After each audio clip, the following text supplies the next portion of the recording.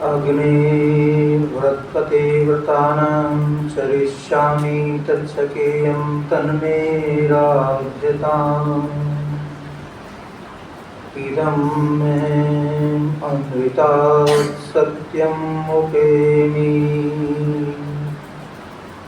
ॐ असतो मा सद्गमय तमसो मा ज्योतिर्गमय मृत्योर्मामृतं गमय।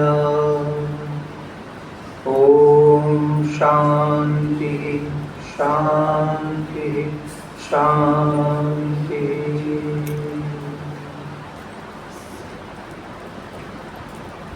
आदरणीय आर्य समाज के प्रधानमंत्री और गुलाटी जी बन गए मंत्री और समस्त सम्मानित अधिकारीगण, पूर्व मंत्री श्रीमती गायत्री देवी जी और सभी आर्य समाज के प्रतिष्ठित सदस्यगण, अनुपस्थित सभी श्रोताओं और इस गुरुकुल के आचार्य वृंद, ब्रह्मचारी वृंद और सभी अन्य उपस्थित राष्ट्र के कर्णधार प्रिय बालक एवं बालिकाओं, आप सबने मिलकर के प्रातः काल की सुंदर वेला में ब्रह्मयज्ञ, देवयज्ञ, बलिव्रत देवयज्ञ सभी संपादित किए और जो नित्य कर्म कहते हैं, जिन्हें ऋषियों ने नित्य करने का आदेश दिया है और महर्षि दयानंद जी ने इन्हें महायज्ञ कहा है और नित्य करने का आदेश किया है, तो ये वो महाकार्य हैं जिनके करने से हमारा जीवन, परिवार, समाज, राष्ट्र बहुत उन्नति को प्राप्त कर सकता है और उन्नति को प्राप्त होकर के विश्व शांति का कारण बन सकता है। क्योंकि यज्ञ से अनुशासन आता है, चिंतन, विचार, सब प्रकार का प्रबंधन व्यवस्था बनते चले जाते हैं, तो उसी प्रकार का कार्यक्रम बन जाता है। तो आइए, आज ये अभी कई इसके साथ जुड़े हुए हैं। राष्ट्रीय पर्व भी हमने मनाया 15 तारीख में और कल भगवान श्री कृष्ण, योगेश्वर श्री कृष्ण की लगभग 5256वां जन्म दिवस ये हमने कल मनाया और उसे यानी कि आर्य समाज में और दूसरे लोग उस प्रकार से मनाते हैं। देखिए, वैसे तो इस सनातन संस्कृति के, आर्य संस्कृति के ये दो महापुरुष, जिसे एक को मर्यादा पुरुषोत्तम श्री राम के नाम से जाना जाता है और दूसरे लीला पुरुषोत्तम श्री कृष्ण के नाम से जाना जाता है। एक मर्यादा पुरुषोत्तम है और एक लीला पुरुषोत्तम है। श्री कृष्ण जी का जीवन जहाँ से आरंभ होता है, श्री राम का जीवन मर्यादाओं से भरा हुआ है। उन्होंने मर्यादाओं के संरक्षण में, और श्री कृष्ण जी का जीवन मर्यादाओं और लीलाओं से भरा हुआ है। श्री कृष्ण जी का जीवन भी मर्यादाओं से, लीलाओं से भरा हुआ है। उनके जीवन में कहीं ऐसा देखने को नहीं मिलता। तो योगेश्वर श्री कृष्ण जी का ये 5256वां जन्मदिवस हमने मनाया। पौराणिक जगत में तो हर बार कृष्ण का जन्म होता है। हमने एक पौराणिक पंडित से पूछा और आरएसएस के कुछ लोग थे, कल उनको हमने कहा भाई सूरजपुर आर्य समाज में मनाया जा रहा है, तो आप चलिए हमारे साथ में। तो उन्होंने कहा जी कितने बजे तक कार्यक्रम रहेगा? वहाँ कार्यक्रम रहेगा 11 बजे तक। तो उन्होंने कहा जी हम नहीं जा सकते। मैंने कहा क्यों? कि जी हमें फिर अपने घर में भी करना होता है, 12 बजे तो उनका जन्म होगा और उस समय जन्म के समय हम कुछ व्यवस्थाएं अपनी रखते हैं, हमारी जो परंपराएं हैं उसमें वो हम करते हैं। और भी कुछ लोग आए हैं, तो हमने कहा कि भाई हर बार श्री कृष्ण जी का जन्म होता है, हर बार उसे पालते हो, तो वो तो कृष्ण बहुत सारे हो गए होंगे, उसे 5500 वर्ष हो गए, तो इतने कृष्ण हैं कहाँ? अरे एक कृष्ण अकेला भी जो है सारे विश्व को शांति का संदेश देने वाला था और उत्तम मार्ग पर ले जाने वाला था, वो क्रांतिवीर था। और आप नए नए रोज पैदा करते हो और उसमें कहीं कोई दिखाई नहीं देता। तो ये मान्यताएं जो आई हैं ये श्री कृष्ण जी के जीवन चरित्र को ना पढ़ने के कारण आई हैं। और कुछ हमारे कवियों ने मध्यकाल में ये समस्या खड़ी हुई, वहाँ से उन्होंने श्री कृष्ण के चरित्र का हनन करना आरंभ किया। देखिए कई लोगों ने श्री कृष्ण पर लिखा है, लेकिन प्रमुखता से दो जीवन चरित्र आप पढ़ेंगे तो उनसे आपको बहुत प्रेरणा मिलेगी। एक लिखा बंकिम चंद्र चटर्जी ने, जो बंगाल के रहने वाले थे, और उन्होंने लिखा योगेश, उन्होंने भी कृष्ण का चरित्र लिखा, लेकिन उन्होंने भी कहीं भी श्री कृष्ण जी के चरित्र का हनन नहीं किया। उन्होंने वास्तव में वही घटनाएं ली जिन घटनाओं को आर्य समाज मानता है। श्री कृष्ण जी को उन्होंने महान और बड़ा उच्च कोटि का अपने उस जीवन चरित्र के ग्रंथ में दर्शाया है।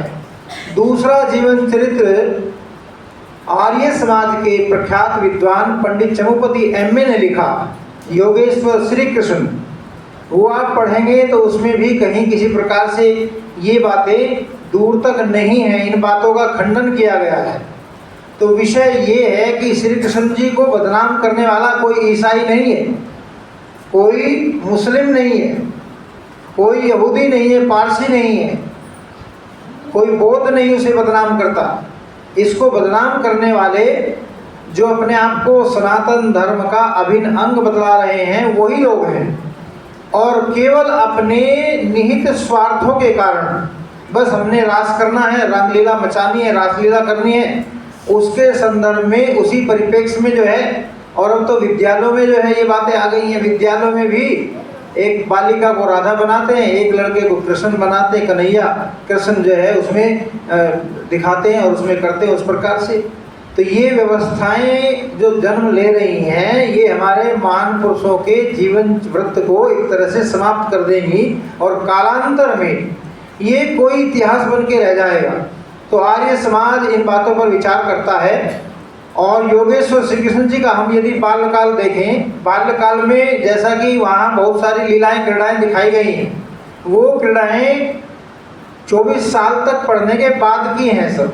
कुछ लोग उन्हें 8 वर्ष की आयु में जोड़ते हैं, 8 वर्ष की आयु में जोड़ते हैं। लेकिन वहाँ वर्णन मिलता है कि कृष्ण और बलराम जब बड़े हुए तो गर्गाचार्य ने उनका यज्ञोपवीत कराया, यज्ञोपवीत संस्कार हुआ, और यज्ञोपवीत संस्कार होने के बाद दोनों भाई सांदीपन ऋषि के आश्रम में अवंतीपुर, जिसे उज्जैन कहा जाता है आज, उज्जैन में पहुंच गए। और वहाँ रह करके बड़ी श्रद्धा के साथ, जैसे ब्रह्मचारी यहाँ पढ़ते हैं उसी प्रकार से उन्होंने वहाँ बैठ करके शिक्षा प्रारंभ की और शिक्षा का पारायण किया।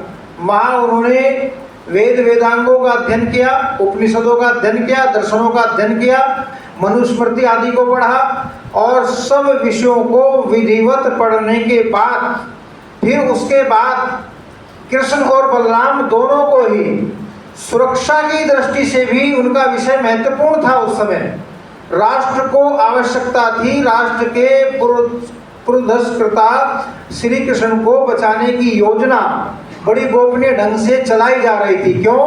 उधर कंस, और कंस का ससुर जो था जरासंध, जो बड़ा बलशाली था, जिसने उस समय 84 राजाओं को कैद किया हुआ था अपने यहाँ, और उनको छोटे छोटे जो राजा थे, मांडलिक राजा होते थे, उन सबको कैद करके अपनी जेल में डाला हुआ था। और उसकी योजना थी कि मैं 101 राजाओं को इकट्ठा करके और उन्हें देवी की बलि चढ़ाऊंगा। ये पहले बड़ी कुप्रथाएं थी जिसमें जो है क्षत्रिय लोग इस प्रकार की व्यवस्थाओं में उलझ जाया करते थे। लेकिन यहाँ श्री कृष्ण जी का बचना अत्यंत आवश्यक था।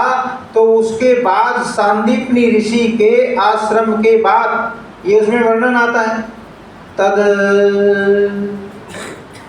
श्री कृष्ण सांदीपनी काश्यप गोत्री शिक्षायाम उपजगमः यानी कि श्री कृष्ण जो है सांदीपन ऋषि के आश्रम में रह करके शिक्षा में पारंगत हुए और वहाँ रह करके उन्होंने सब प्रकार की शिक्षाएं ली, लेकिन उससे आगे कुछ शिक्षाएं थी जो वहाँ नहीं हुई।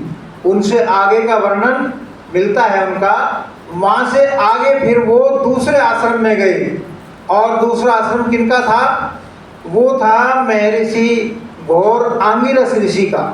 घोर आंगिरस ऋषि के आश्रम में गए और वहाँ जाकर के उन्होंने जो है सारा जो विधिवत उनका ज्ञान अधूरा था। कौन सा ज्ञान? यहाँ आपने वेद वेदांगों की, दर्शन की, उपनिषद की, व्याकरण की आदि आदि शिक्षाएं पूर्ण की, लेकिन उसके बाद में अभी अस्त्र शस्त्रों की शिक्षा लेनी थी और गदा आदि युद्ध की शिक्षा लेनी थी, मल्ल युद्ध की शिक्षा लेनी थी। ये सारी शिक्षाएं घोर आंगिरस ऋषि के आश्रम में जाकर के उन्होंने सीखी। और इसका वर्णन मिलता है जब भौमासुर को मारने की प्रक्रिया हुई, जिससे इंद्र भी भयभीत था, और उसे श्री कृष्ण ने कहा कि अगर मुझे आप सुदर्शन दे दें तो मैं भौमासुर का वध कर सकता हूँ। तो इंद्र ने कहा, क्या आप जो है सुदर्शन चक्र चलाना जानते हैं? उसको विश्वास नहीं था, और कृष्ण ने कहा कि हाँ, मैं चलाना जानता हूँ। मुझे मेरे गुरुदेव घोर आंगिरस ऋषि ने सुदर्शन चक्र का चित्र बना करके और उस चित्र पर जो है उसी प्रकार से चित्रित करके मुझे चलाना सिखाया, और मैंने उसका प्रयोग किया है, इसीलिए मैं उसको चलाना जानता हूँ। जब उन्हें विश्वास हुआ तो उन्होंने उसको सुदर्शन चक्र दिया और उन्होंने भौमासुर का वध किया। तो ये सारे दृष्टांत इतिहास में मिलते हैं, लेकिन ये बातें हमें नहीं बताई जाती, हमें तो दूसरी बात बताई जाती है।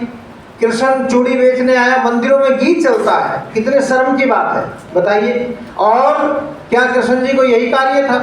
तो देखिए, कृष्ण जी ने 24 वर्ष तक वहाँ शिक्षा अध्ययन करने के पश्चात वो मथुरा पहुँचते हैं, और वहाँ आकर के जैसा आप जानते हैं कि कंस का अधिपत हो चुका था। कंस ने अपने नाना अग्रसेन को उसमें डाल दिया था, उग्रसेन को जेल में। तो सबसे पहले कृष्ण ने आकर के वहाँ एक योजना बनाई, और योजना में वहाँ के कुछ युवाओं को जोड़ा, और उन्हें जोड़ करके सारा एक विधिवत योजना के माध्यम से कार्य किया, जिसमें लोग कहते हैं उन्होंने माखन चुराया।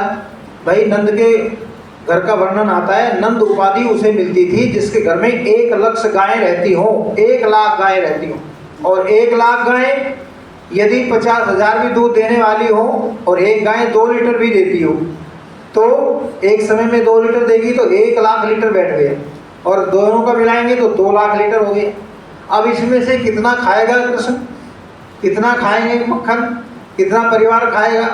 तो ये योजना क्या थी उनकी, मक्खन जिसे चुराना कह दिया गया है, वो योजना ये थी कि उस समय जो उन्होंने अपना आर्य युवक दल बनाया था, उसी आर्य टोली के अंतर्गत उन्होंने विचार किया कि यहाँ से ब्रजवासियों का सारा मक्खन तो मथुरा में चला जाता है, और जो कंस के मस्टंडे और गुंडे आदि खाते हैं वो तो अच्छे हो जाते हैं, और ये लोग बेचारे बिना मक्खन, घी के, दूध के दुबले पतले कमजोर पड़ जाते हैं। इसीलिए किसी प्रकार से कंस जैसे आताताई के खिलाफ आवाज उठाने में समर्थ नहीं होते।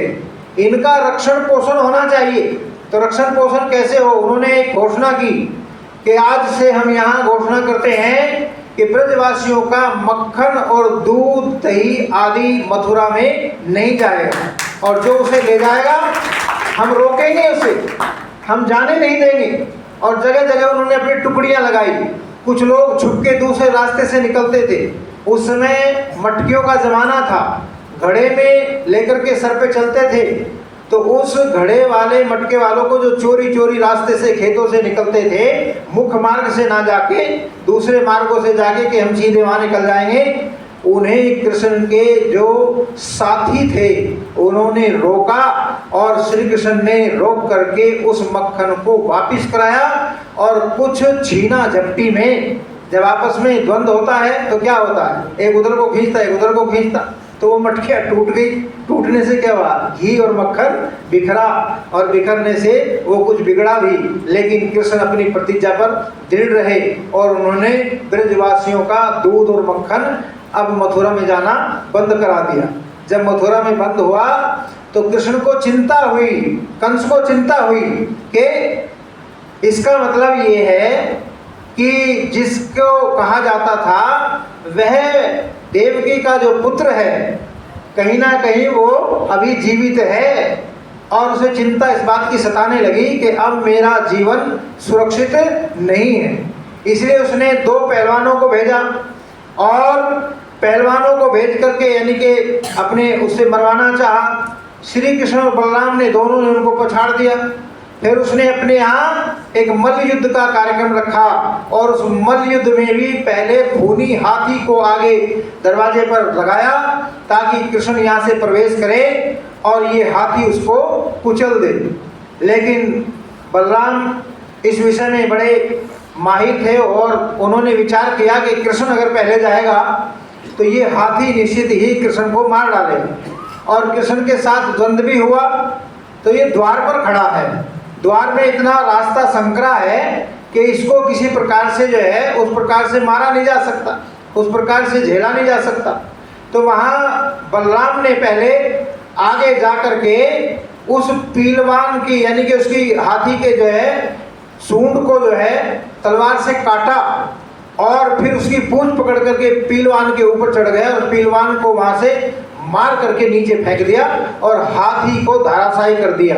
और उस कुवलिया हाथी जो था, जो हिंसक था बहुत, उसे मारने के बाद दोनों भाई अब राजगृह में प्रवेश करते हैं, जहां उसने दंगल का वो किया था आयोजन, उसी में पहुंचते हैं। और जाकर के श्री कृष्ण सीधे उनके पहलवान मुष्टिक और आदि सब मार दिए। अब उसके बाद सीधे कंस को उठाते हैं और ला करके कुश्ती मल्ल युद्ध, कोई उसमें तलवार नहीं था, कोई तीर नहीं था, उसमें मार डालते हैं। कंस को मारने के बाद अब आप समझिए कृष्ण का त्याग कितना बड़ा है। यहाँ वो राज्य कर सकते थे लेकिन उन्होंने राज्य नहीं लिया, उन्होंने त्याग का परिचय देते हुए सीधे जेल खाने गए और अपने नाना को कैद कारागार से छुड़ाया, और छुड़ा करके सीधे उनके सर पर मुकुट रखा, जो एक यदुवंशियों की परंपरा थी। देखिए अब इसमें आप देखते होंगे इसमें भी बड़ा कोलाहल मच रहा है। कुछ कह रहे हैं वो ये थे, कुछ कह रहे हैं वो ये थे। ये ययाति नाम के राजा हुए हैं, उनके यहाँ 2 रानियाँ थी, एक शर्मिष्ठा, एक देवयानी। देवयानी के 2 पुत्र हुए, यदु और तुर्वसु। उनसे एक फिर जो है वंशला, और एक वंश का उदय हुआ सात्वत वंश में। फिर आगे प्रणाली चली, उसमें अंधक और भोज हुए, अंधक और भोज में आगे प्रणाली चली।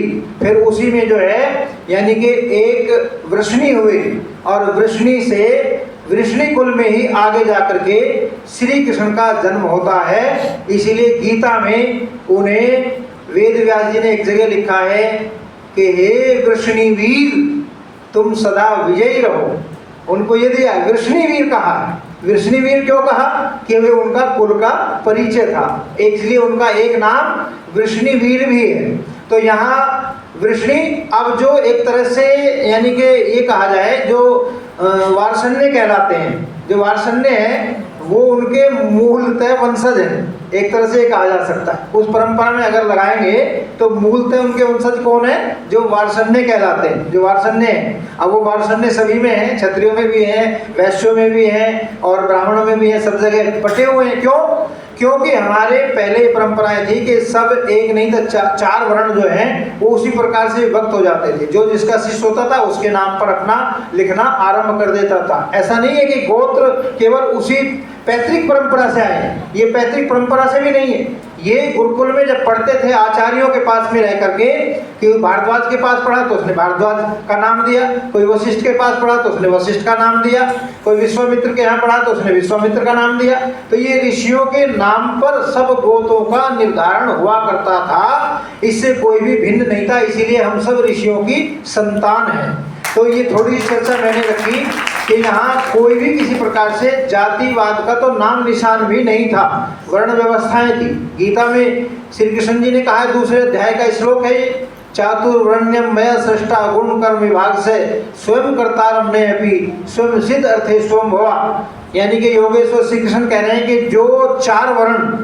पहले व्यवस्था से भंग हो गए थे, मैंने उनको फिर से जीवित किया, पुनर्जीवित किया, उनको व्यवस्था में लाया। जो जो अपने कर्तव्य के अनुसार, वर्ण के अनुसार अपनी व्यवस्था को नहीं चला रहे थे, उनको फिर से हमने चलाया और व्यवस्था में लाया।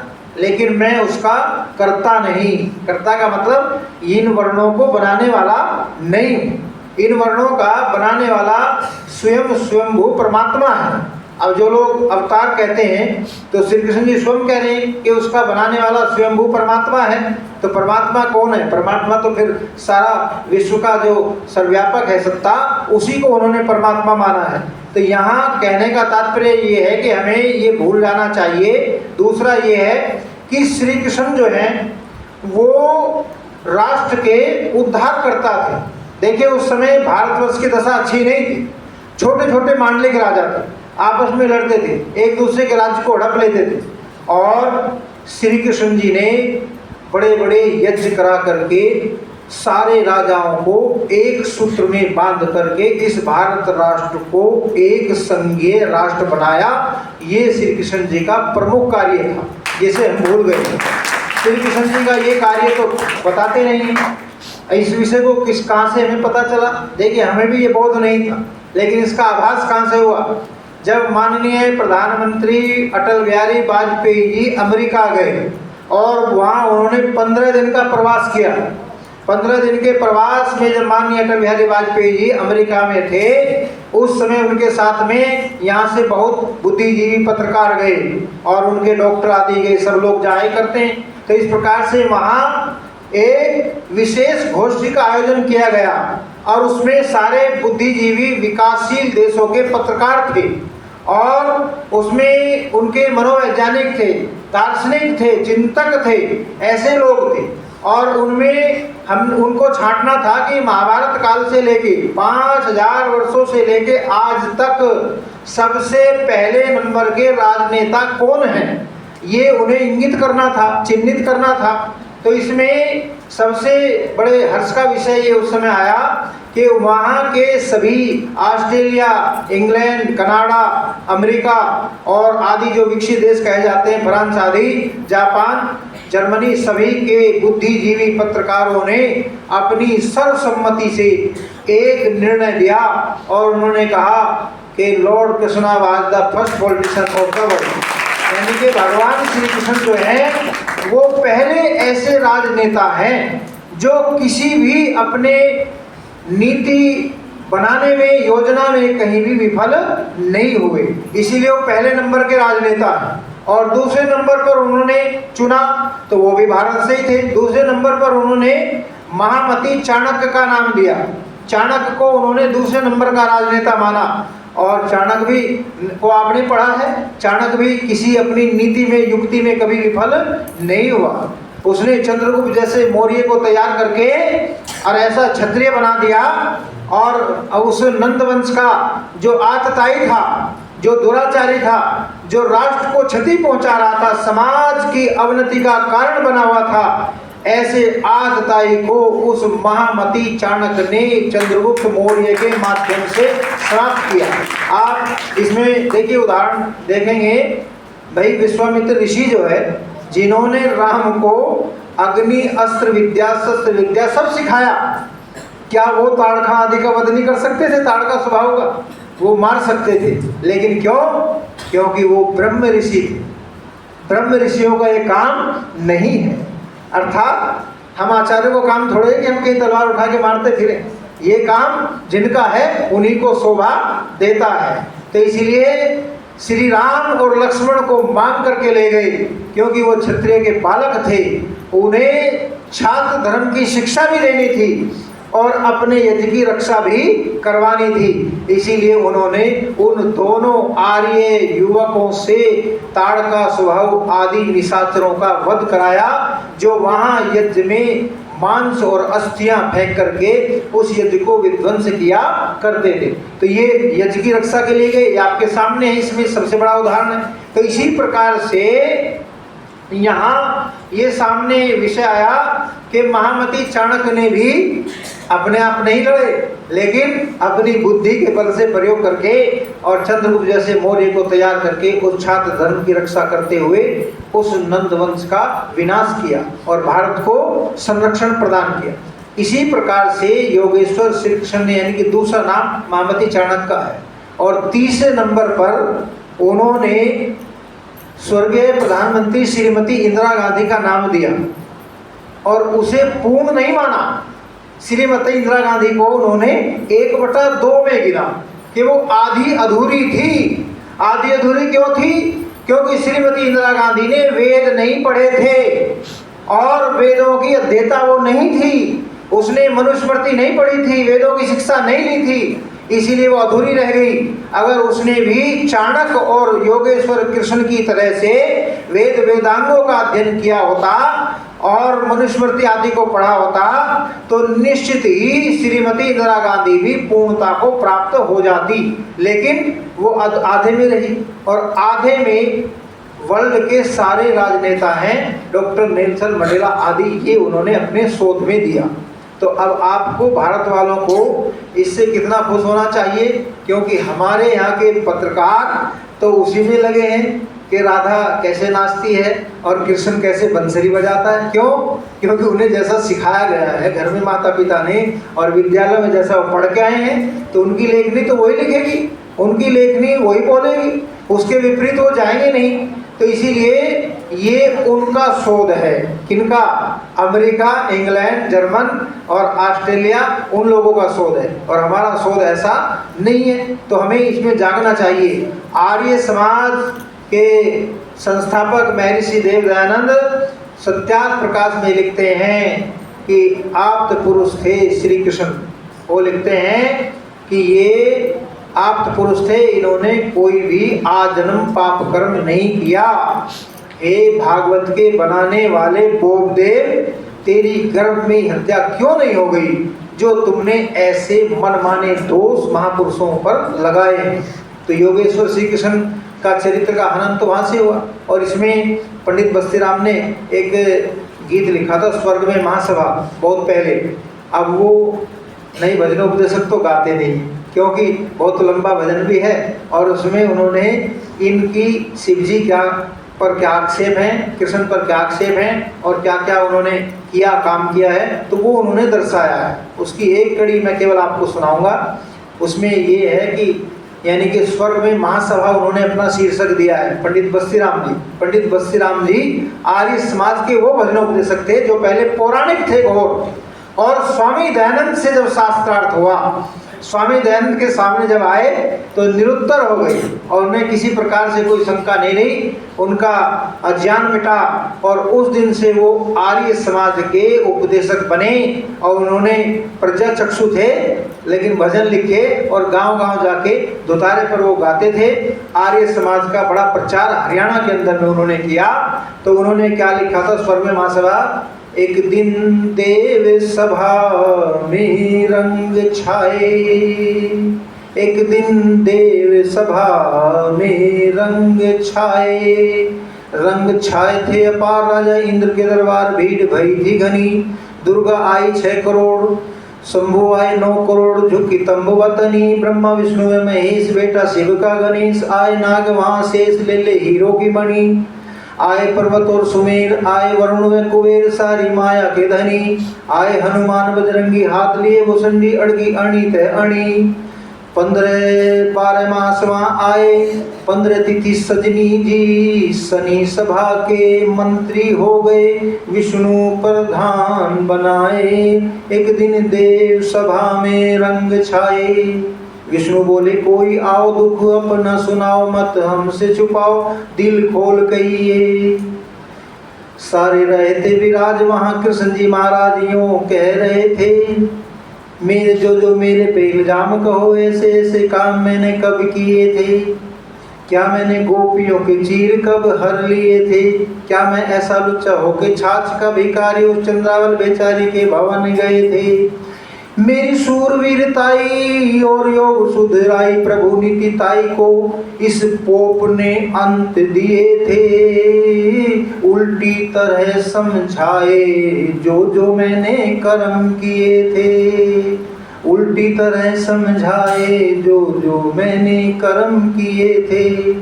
मेरे और मेरी प्राण प्यारी के भर भर कर स्वांग नचाए, एक दिन देव सभा में रंग छाए, एक दिन देव सभा में रंग छाए।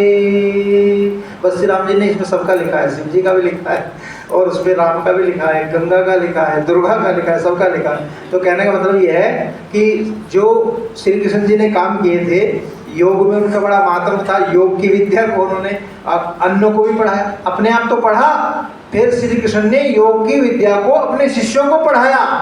और योग में बड़े सिद्ध हस्तकलाकार थे, इसीलिए वेद व्यास जी को लिखना पड़ा। क्या लिखना पड़ा? यत्र यत्र योगेश्वर कृष्ण तत्र तत्र पार्थो धनुर्धनः, तत्र विजय श्री ध्रुवा नीतिर्मम। यानी कि वेद व्यास जी को लिखना पड़ा कि जहाँ योगेश्वर कृष्ण है, जहाँ जहाँ योगेश्वर श्री कृष्ण है और अर्जुन जैसा धनुर्धर है, वहाँ विजय श्री निश्चित ही होगी, इसमें कोई संदेह नहीं है। तो कहने का तात्पर्य ये है कि जहाँ योग की विचारधारा से, वेद की विचारधारा से, ज्ञान विज्ञान की विचारधारा से और तर्क युक्ति प्रमाणों के बाणों से हम खड़े होंगे, तो वहाँ पाखंड अंधविश्वास कभी भी ठहरेगा नहीं, निश्चित ही हमारी विजय होगी, क्योंकि सत्य हमेशा विजय होता है। तो श्री कृष्ण जी ने तो जो काम किए, श्री कृष्ण जी नित्य संध्या करते थे। उसमें आता है महाभारत में जब युद्ध हो रहा था, देखिए आप युद्ध काल में तो आदमी अलग थलग पड़ जाता है, लेकिन उसमें भी आता है कि वहाँ मार्गम अवस्थित रथम अवतीर्य तूष्णीम कृत्वा बभूव।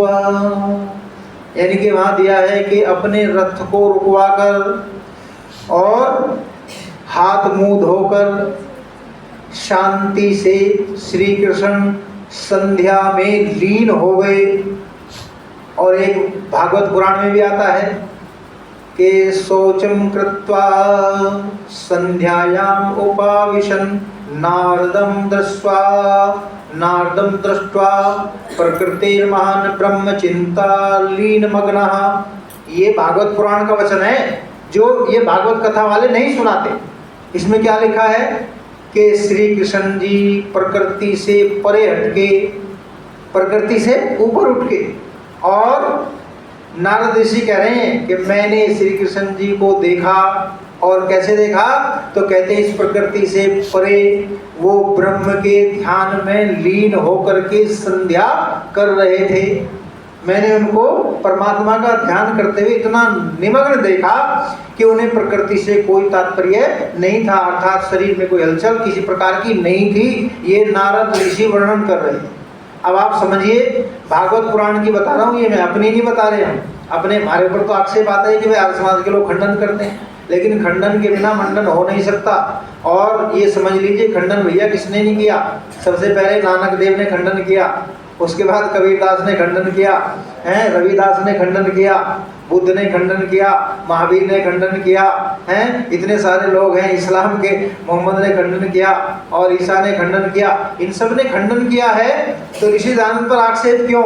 ऋषि दयानंद ने तो उस सत्य सनातन वैदिक धर्म की बात को सत्यता के आधार पर, प्रमाणों के आधार पर रखा है, जिससे सत्य सनातन वैदिक धर्म सुरक्षित होगा और हमारे महापुरुष जो हैं वो अग्रणी पंक्ति में आकर के प्रेरणादायक बने रहेंगे। ऐसा कार्य ऋषि ने किया है। तो कहने का तात्पर्य ये है कि हम श्री कृष्ण के जीवन से प्रेरणा लें, और श्री कृष्ण जी ने वेदों को पढ़ा तो हम भी वेदों को पढ़ें। श्री कृष्ण जी ने योग विद्या में अपना प्राणायाम आदि में सिद्धि हासिल की, तो हम भी प्राणायाम आदि में चलें। और ब्रह्मचारियों के लिए प्राणायाम बहुत आवश्यक है। क्यों आवश्यक है? क्यों?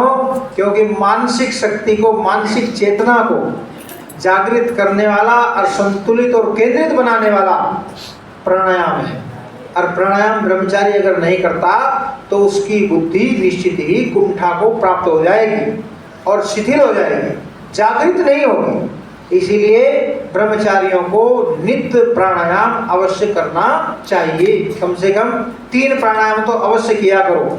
और 3 प्राणायाम करने से भी आपको बहुत बड़ी उपलब्धि होगी। और फिर से बढ़ाएं धीरे धीरे, 11 बार तक चले जाएं। तो ये आपके लिए आवश्यक है और इसे करना चाहिए। इसके आपकी बुद्धि, मस्तिष्क आदि सब चेतन होगा और आपका पढ़ने में मन भी लगेगा। तो योगेश्वर श्री कृष्ण के हम अनुयायी हैं, उनके सच्चे भक्त बने। और उनके सच्चे भक्त हम तभी बनेंगे जब उनके द्वारा किए गए कार्यों को अपने जीवन का अंग बना करके समाज में हम जो है उसी प्रकार से अपनी भूमिका को अदा करेंगे। तो ये थोड़ी चर्चा मैंने रखी, समय हो चला है, उसी के अंतर्गत मैं अपनी बात को है जी। कौन सा 3 प्राणायाम ब्रह्मचारियों को बताते हैं? हाँ, प्राणायाम देखो ये है कि ये जो सूर्य चंद्र प्राणायाम है, नाड़ी शुद्धि प्राणायाम भी इसे कहते हैं, अनुलोम विलोम कहते हैं, ये प्राणायाम नहीं, ये प्राणायाम करने की क्रियाएं हैं। यानी कि प्राणायाम को सिद्ध कैसे करेंगे, पहले हम इनको करेंगे। यानी कि आपने ये बनाया यहाँ से और ये बना के यहाँ इसको रखा ऐसे और अपने बाएं से श्वास को 8 गिनते हुए लिया और 32 में रोका अंदर, फिर ऐसे कर देंगे, इसको 32 में रोक लेंगे और 16 में छोड़ेंगे और फिर जो है उससे 8 में भरेंगे और 32 रोकेंगे, 16 छोड़ेंगे। तो ये इसका एक क्रम है और ये एक चक्र हो गया। और इसके 3 चक्र करेंगे 3 बार में, तो ये हो जाएगा। इसमें सिद्धि जब हो जाए तब फिर ये हाथ नहीं लगाना, फिर प्राण को यानी कि बलपूर्वक बाहर फेंक के और वहीं रोकना है, जितना रोक सकें उसे रोकें और फिर बलपूर्वक जो है अंदर लेना है फेंक करके, और फिर उसमें अंदर लेंगे तो फिर उसे अंदर रोकना है, जितना रुक सके उतना रुकें और फिर उसको समय को बढ़ाएं धीरे धीरे। ये प्राणायाम है। और इसमें फिर बाह्य अभ्यंतर है। बाह्य अभ्यंतर का मतलब ये कि बाहर फेंक करके फिर आने लगे, फिर बाहर रोकना, फिर बाहर फेंकना और अभ्यंतर लेकर के अंदर से बाहर को आने लगे तो फिर उसे अंदर ही रोकना। ये बड़ा कठिन कार्य, जटिल है, एक दिन में नहीं होगा। इसको महर्षि दयानंद ने सीखा और इनको अगर सीख गया व्यक्ति, इन पर चल पड़ा तो उसमें ये शक्ति सौंदर्य आता है कि बुद्धि, प्रवीणता, चातुर्यता और अपने शरीर की समस्त शक्ति को शरीर के एक भाग में प्रविष्ट करने की कला इस प्राणायाम से आ जाती है। ये ऋषि दयानंद ने दिया और उन्होंने बताया है कि इसमें योगेश्वर श्री कृष्ण प्रथम कोटि के योगी थे। ये श्री कृष्ण जी के बारे में महर्षि दयानंद जी ने लिखा है कि हम उतने ही नहीं जितने वो थे। तो कहने का मतलब ये है कि इस प्रकार से चलेंगे तो ये प्राणायाम करने से भी आपको बड़ा लाभ मिलेगा और मन कभी आपका इधर उधर विचलित नहीं होगा। तो ये सारा कार्यक्रम ऋषि दयानंद ने संध्या में दिया है। आप संध्या करते हो, संध्या केवल आपकी जो है टेप रिकॉर्डर है। टेप रिकॉर्डर का मतलब क्या है? आपने मंत्र पाठ कर लिया, बात खत्म हो गई, अर्थ आपने जपा नहीं, प्राणायाम आपने किया नहीं। पता नहीं क्यों जल्दी करते हो। अरे भाई, जिसके लिए अब आप बने हो, अब तो आप गृहस्थी बीत चुकी है, अब तो वानप्रस्थ में चल रहे हो, तो अब तो संध्या आपको ठीक से करनी चाहिए। और प्राणायाम 3 प्राणायाम तो विधिवत करें कम से कम, और आचमन भी करें, उसमें आचमन करें और प्राणायाम करें। तो ये सारा शरीर को व्यवस्थित करने का एक क्रम है। पहले धरातल नहीं होगा। अब हम यहाँ बैठे हैं, अगर ये ठीक से नहीं बना होता तो क्या हम इस पर बैठ सकते थे? क्या आप ठहर सकते थे?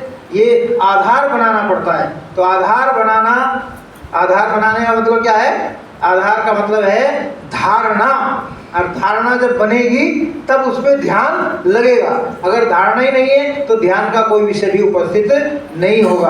और फिर समाधि की बात तो भूल जाओ, समाधि की बात तो बात की है। तो ये सारे विषय ऋषि ने इसीलिए रखे हैं कि गृहस्थियों को उतना समय नहीं होगा, लेकिन वो अपने संध्या में प्राणायाम के द्वारा अपनी इंद्रियों को उस प्रकार से पवित्र करते हुए परमात्मा से जुड़े रहेंगे और मोक्ष तक पहुंच जाएंगे। ये सारा संध्या का क्रम हल्का नहीं है, बहुत वैज्ञानिक क्रम है।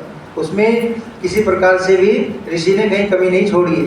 उसको विधि से करेंगे तो निश्चित आपको लाभ मिलेगा, लेकिन करें अर्थ सहित करेंगे तो आपको लाभ मिलेगा। कहीं कहीं मन होता है, लेकिन फिर चलें वहीं से, भाई भूल गए फिर चलें तो कितना भागेगा मन, एक दिन आगे लगेगा। तो ये थोड़ी चर्चा मैंने रखी और आप सब इस प्रकार से करेंगे तो अच्छा रहेगा और ऋषि के और कृष्ण के हम भक्त बनेंगे। कृष्ण के भक्त बने। कृष्ण जी ने कोई बंसी आदि नहीं बजाई, कहीं वर्णन उनका मिलता नहीं, महाभारत में कहीं नहीं मिलता, क्योंकि उनका जीवन तो संघर्षों से भरा रहा। अब आप सीधा सा समझ लीजिए, मोदी को कहीं टाइम है कि बंसरी बजाए वो जाके या कहीं नाचे? क्यों जी, कहीं टाइम है उसे तो रात को भी सोचना पड़ता है, क्या करना पड़ता है, ठीक है। अब वो कहीं कहीं प्रदर्शन के लिए थोड़ा बहुत कर दिया कि भाई जैसे वो बजा दिया था जापान में जाके, तो वो दिखा अलग चीज़ है। लेकिन इस तरह से जैसे पौराणिकों ने सारा दिखाया है उसमें, ऐसे तो किसी राजा को फुर्सत नहीं होती, या ऐसे सामाजिक किसी कार्यकर्ता को टाइम नहीं होता। उसे समाज के उत्थान के लिए 10 प्रकार की 1000 प्रकार की व्यवस्थाओं को देखना पड़ता है, सोचना पड़ता है। तो इन पर हमें विचार करना चाहिए और हम सच्चे कृष्ण के भक्त बने और उनके अनुयायी बन करके हम उस वैदिक चिंतन और विचारधारा को समाज में उसी प्रकार स्थापित करें, अपने आचरण को अच्छा बनाएं। इन्हीं शब्दों के साथ आप सबका बहुत बहुत धन्यवाद। आपने तैयार किया।